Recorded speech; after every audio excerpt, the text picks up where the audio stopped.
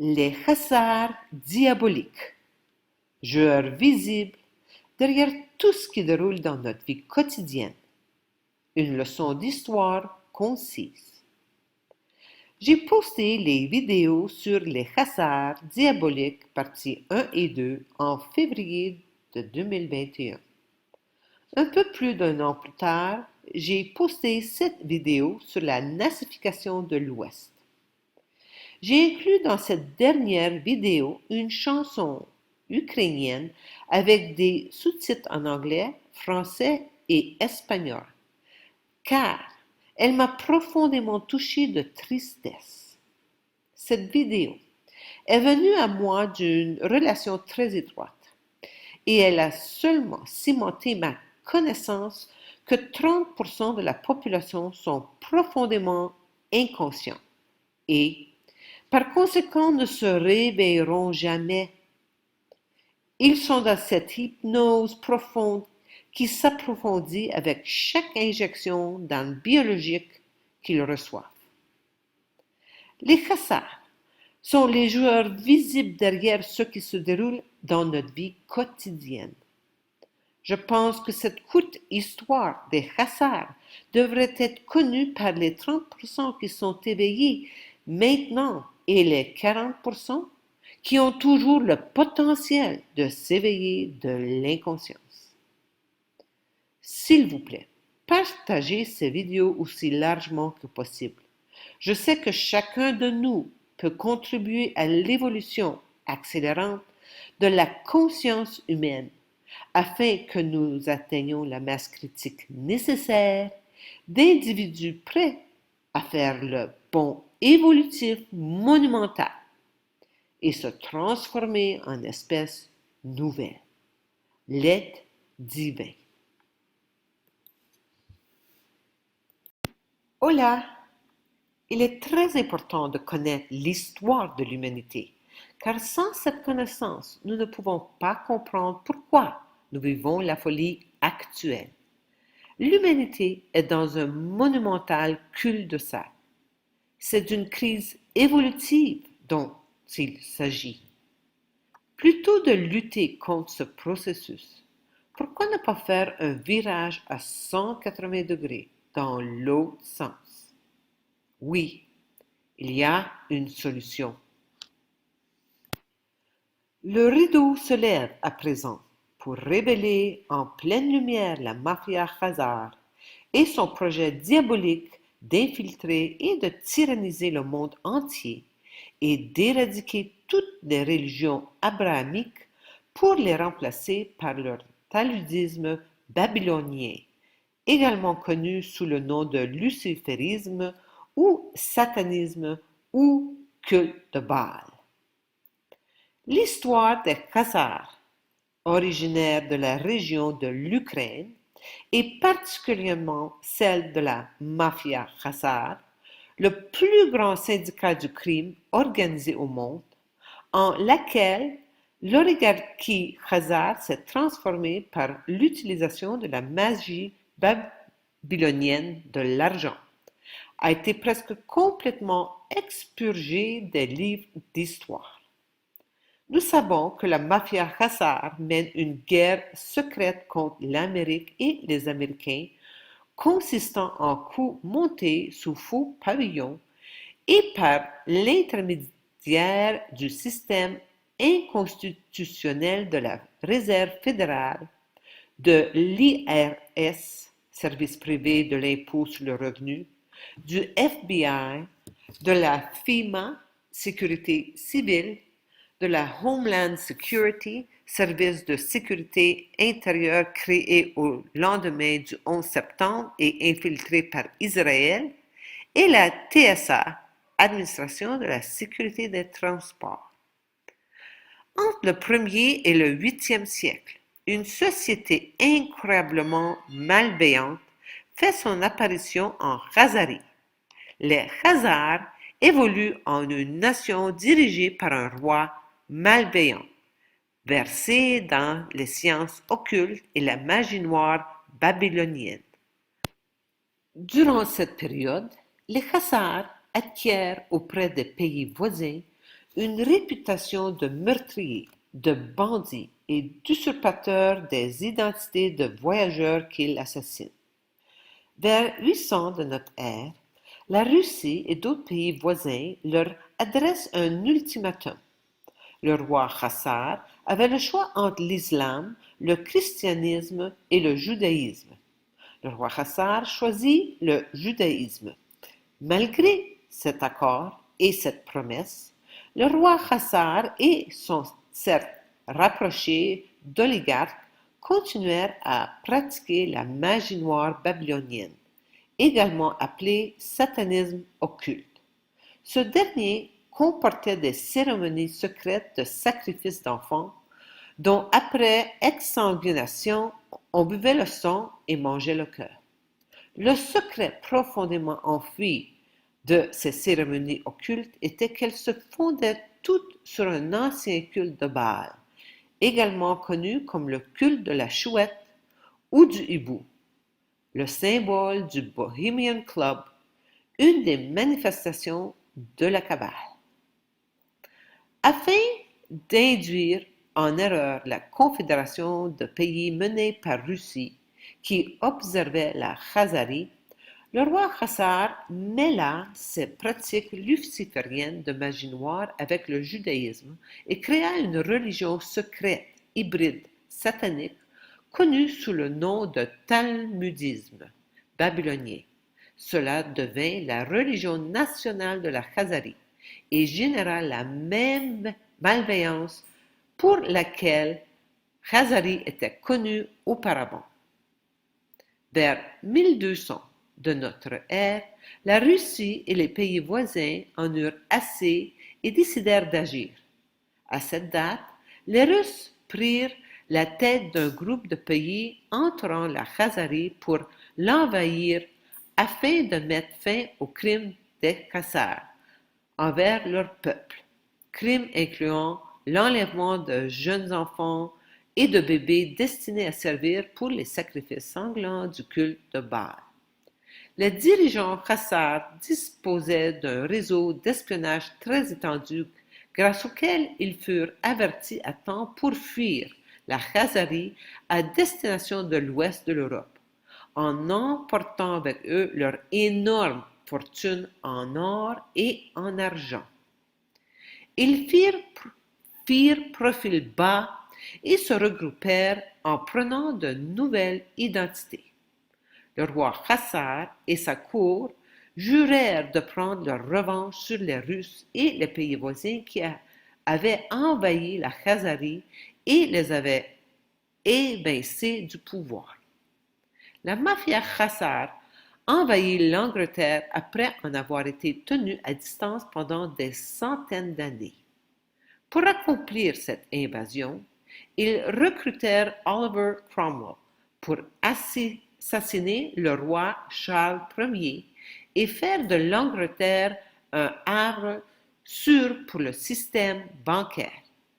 Ils fomentèrent les guerres civiles anglaises qui firent rage pendant près d'une décennie, de 1642 à 1651, et se terminèrent par un régicide de la famille royale et de centaines de membres de l'ancienne noblesse anglaise.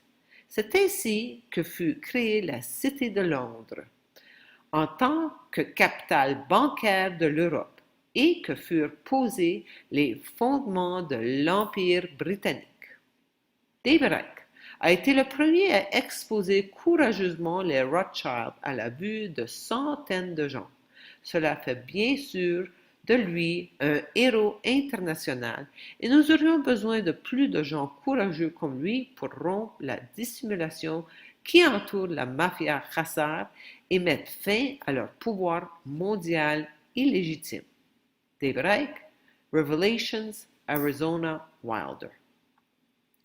La mafia Khassar décide d'infiltrer et de prendre en otage tout le système bancaire mondial en utilisant la magie noire babylonienne, également connue comme la magie monétaire babylonienne ou l'art occulte de créer de l'argent à partir de rien, grâce au pouvoir des taux usuraires et des intérêts cumulés.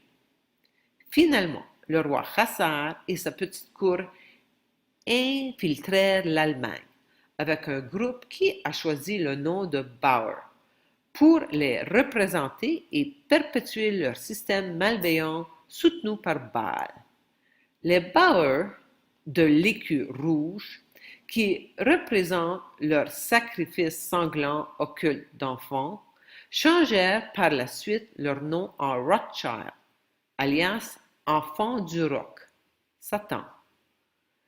Bauer Rothschild avait 5 fils qui ont infiltré le système bancaire européen, allemand, anglais, autrichien, français et napolitain, et la Banque centrale de la Cité de Londres, par le biais de plusieurs opérations secrètes bien conçues, y compris au faux rapport de la victoire de Napoléon à Waterloo, alors qu'il avait été vaincu.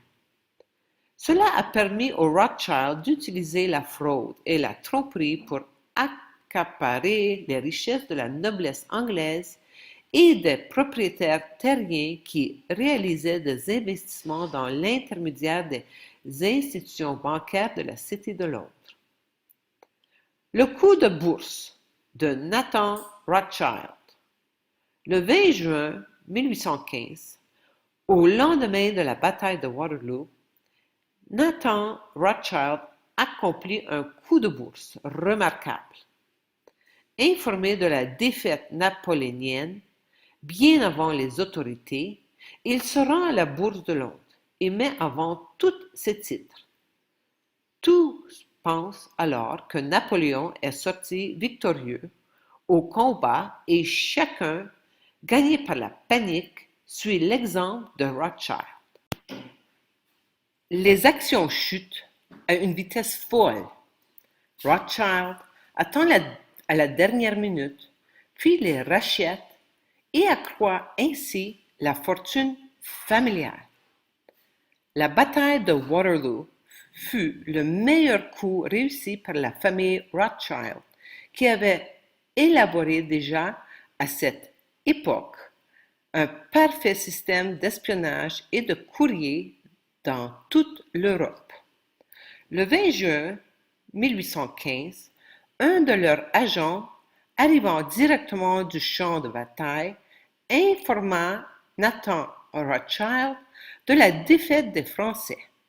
Nathan se dépêcha en toute hâte à la Bourse de Londres. Il fit croire, en vendant toutes ses actions, English Consul, que l'Angleterre avait perdu la guerre. La rumeur s'ébruita si vite que la plupart des actionnaires, pris de panique en pensant tout perdre, vendirent à leur tour leur action English Consul.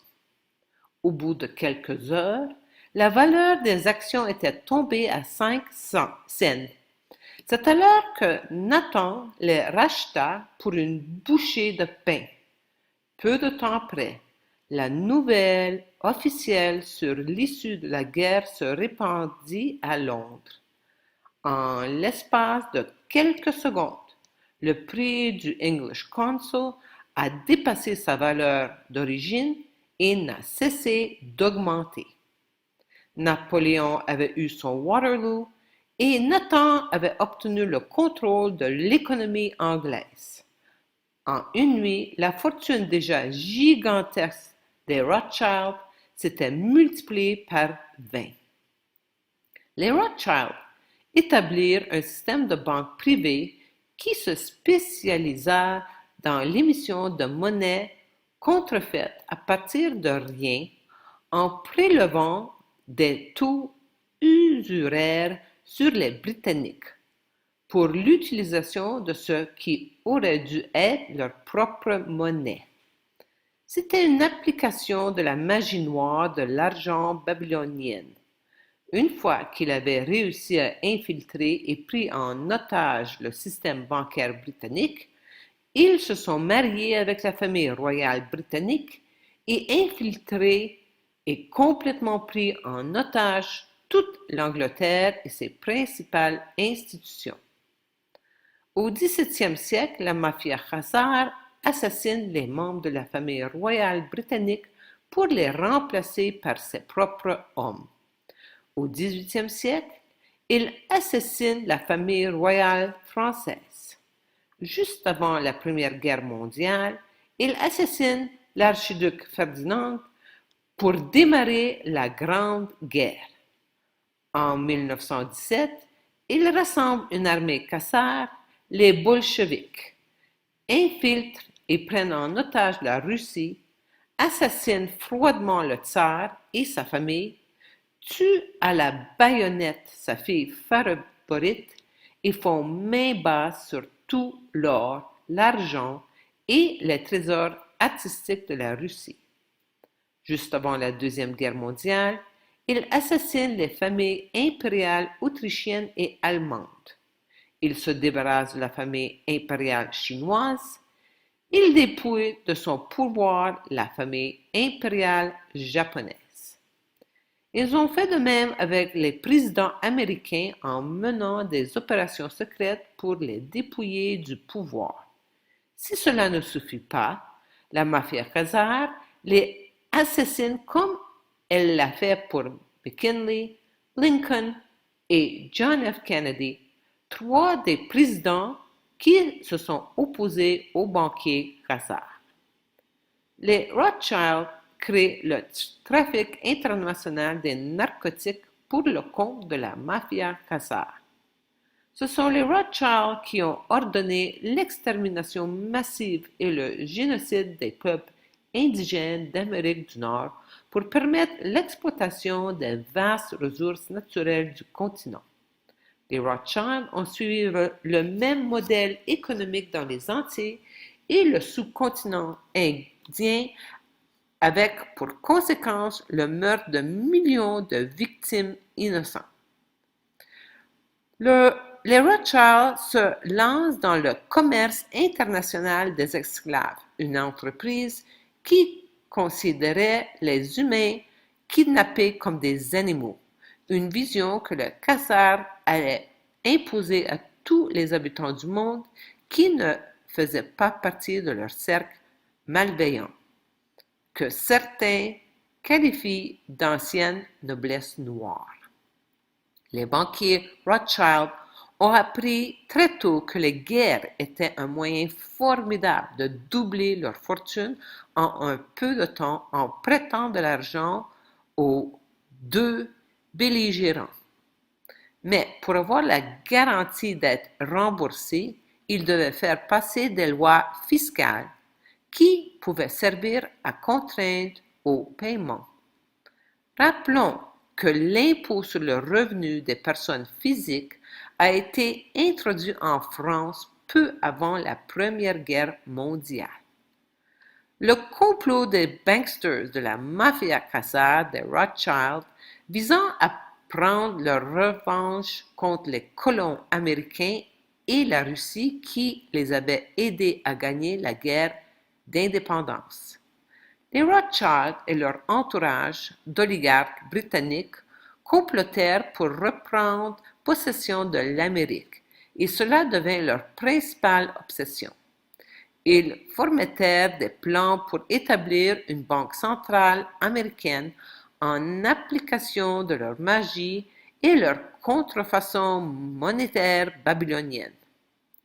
En 1913, la mafia khazare des Rothschild réussit dans sa tentative grâce à des membres du Congrès corrompus et traîtres de faire adopter la loi illégale de la Réserve fédérale dans le quorum requis, le réveillon de Noël. La loi fut signée par un président, Woodrow Wilson, corrompu, acheté, qui était un traître à l'Amérique, tout comme les membres du Congrès qui la votèrent. La mafia khazare des Rothschild crée ensuite un système d'imposition illégale en Amérique. La mafia khazare mit en place un système d'imposition illégale inconstitutionnel.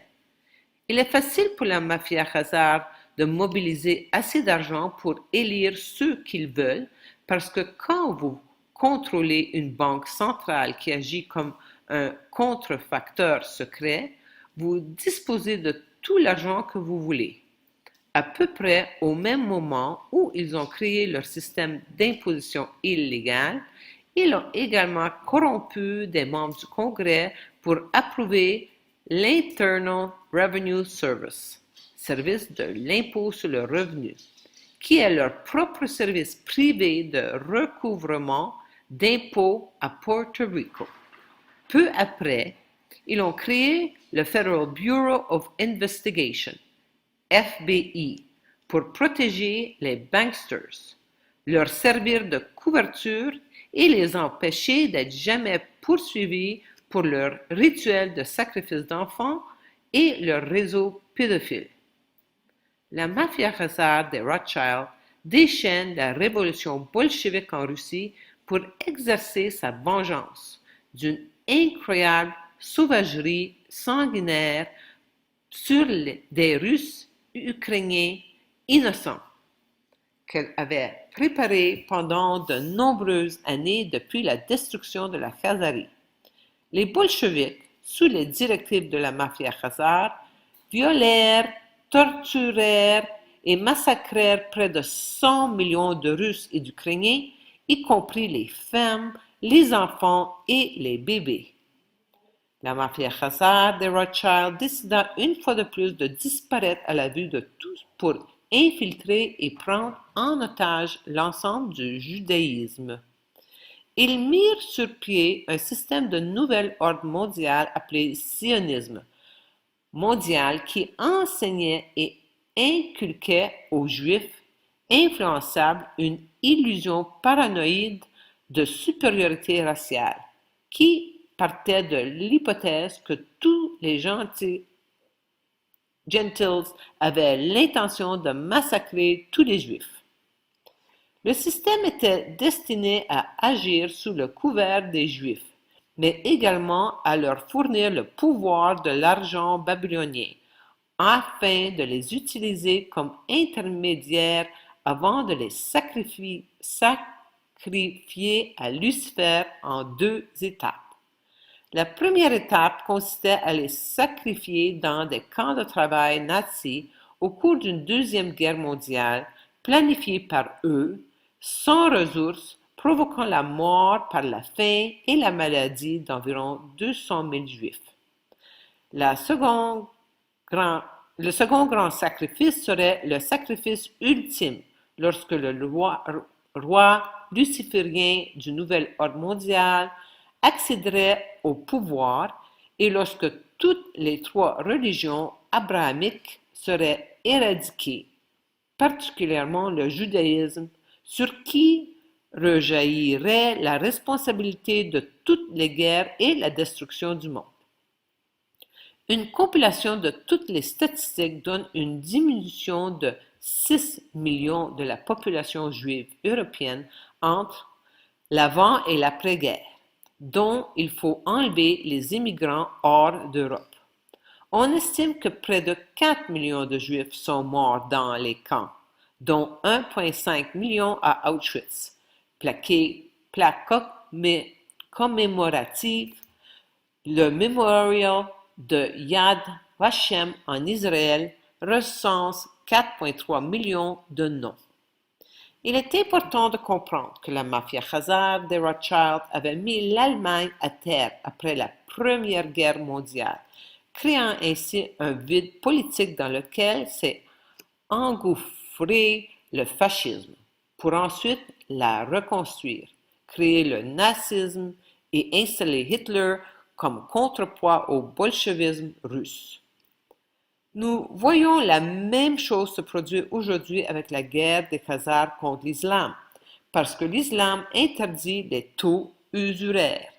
C'est pourquoi Israël parle si fort et est tellement agressif dans sa destruction des musulmans dans le monde.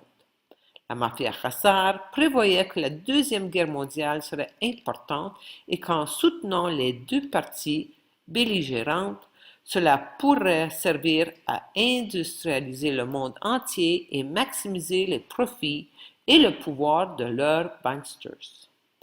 La mafia khazare de Rothschild a depuis développé ce schéma classique d'organiser des coups montés sous faux pavillons comme procédure habituelle pour inciter les Américains à mener des guerres pour le compte de la mafia khazare.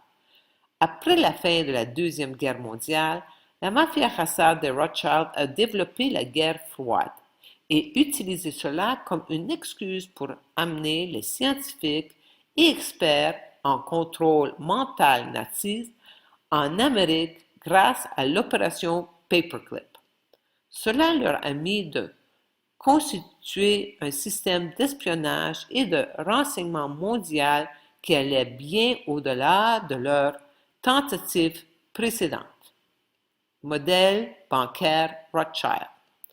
La mafia khazare de Rothschild établit les camps de concentration nazis comme prétexte pour pouvoir manipuler ultérieurement les Alliés afin de les aider à obtenir leur propre colonie privée en Palestine en utilisant des territoires volés aux Palestiniens.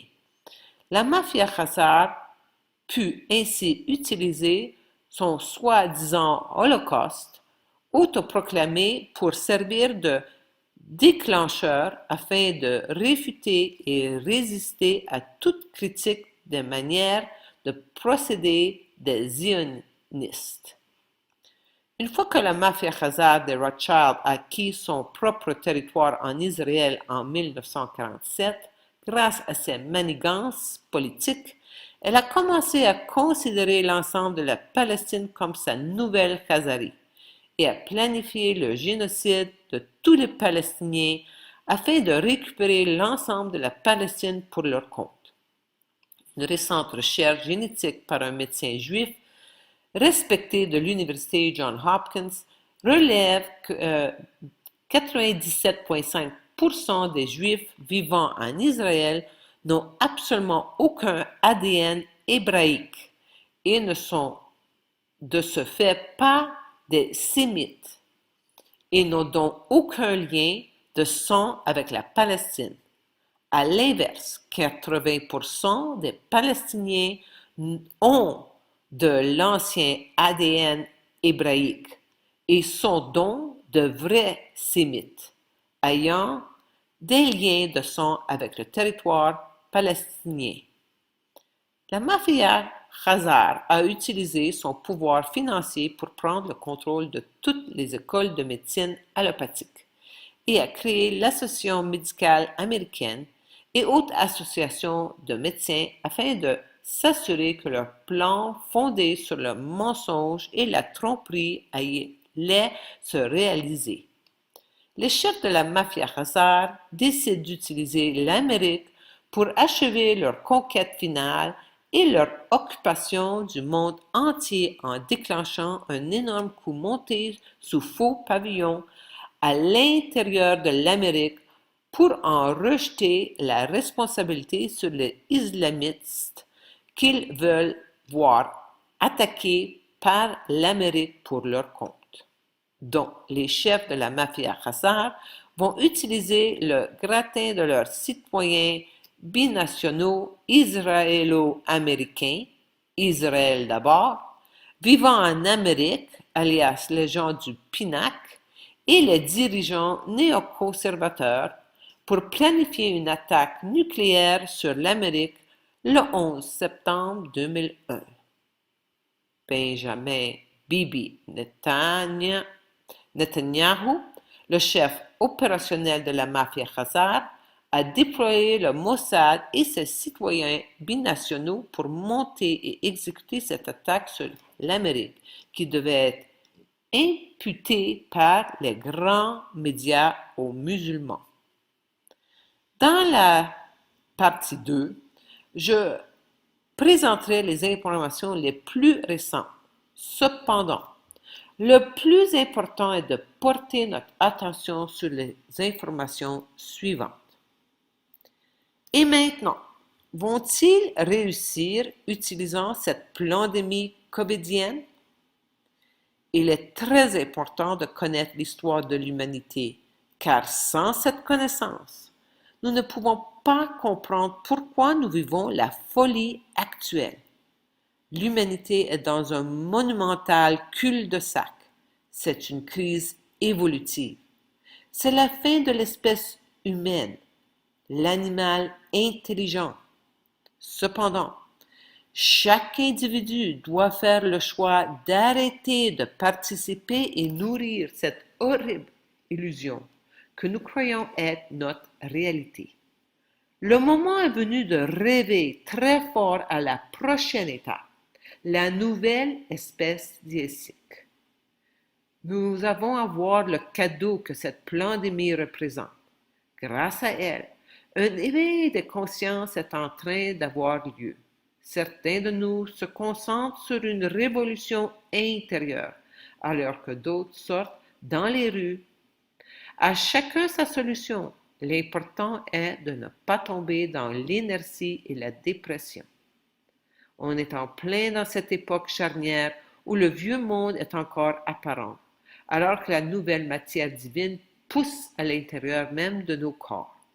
On oublie notre but spirituel et on s'indigne face aux mensonges de nos politiciens au sujet de la situation covidienne, alors que le moment est venu pour la prochaine étape du destin humain, la nouvelle espèce diésique.